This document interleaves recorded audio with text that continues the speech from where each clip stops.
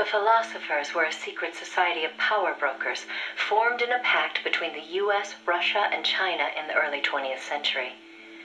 Of course, by that time, the American and Soviet branches had already parted ways.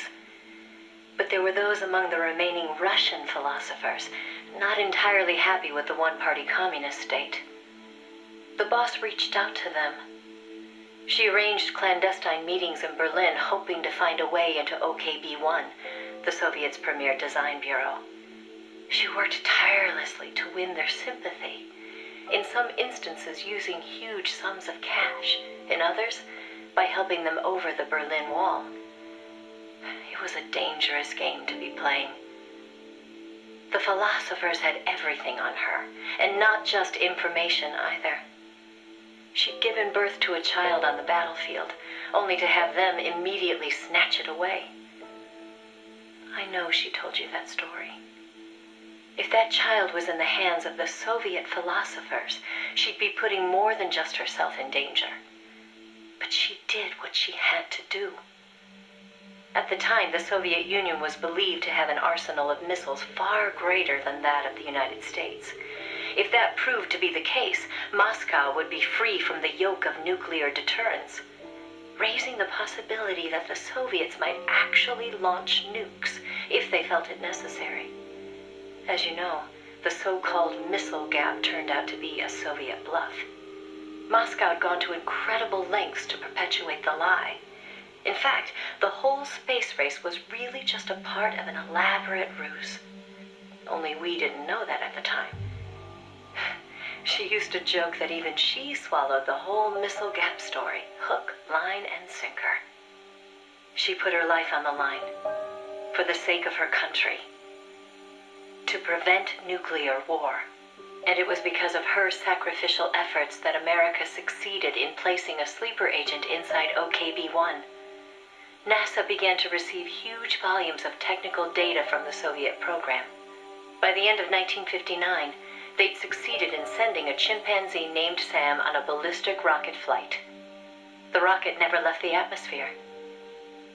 But all the same, it was a huge success for NASA, restoring confidence in its technology.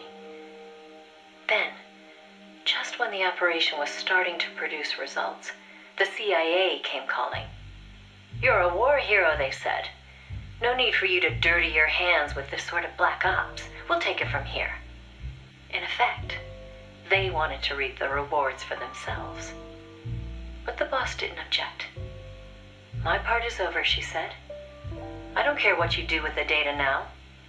It seemed as if NASA was making great strides toward manned spaceflight while the Russians lagged behind. They even got a report from their mole at OKB-1. "The safe return of Sam has sent our scientists into a panic," he said. Soon afterward, the Soviet Union sent an animal of its own into space on Sputnik 2, the dog Kudryavka, better known to the world as Laika. But Laika was fated never to return to Earth. The U.S. can recover its spacecraft from the ocean upon re-entry. But the Soviet Union only borders the frozen Arctic. They had to bring their spacecraft down on land. How could they soften the impact enough to bring a living creature back safely? The agent reported that the Soviets hadn't yet found a solution to that problem. The plot to sabotage the Soviet space program seemed to be working, too. First, they tampered with Sputnik 4's re-entry. Then, 2 months later, one of their rockets exploded on the launch pad. They did manage to send 2 dogs into orbit aboard Sputnik 5 and return them safely to Earth. But the agent dismissed it as a fluke. Dogs, sure, but humans? They didn't have the technology. Everybody believed it. Everybody was complacent. Everybody. Except the boss. There was something about the Sputnik 5 schematics they were getting that didn't seem right. Some kind of ejection device on the capsule that didn't quite belong. She couldn't figure out the reason why it was there.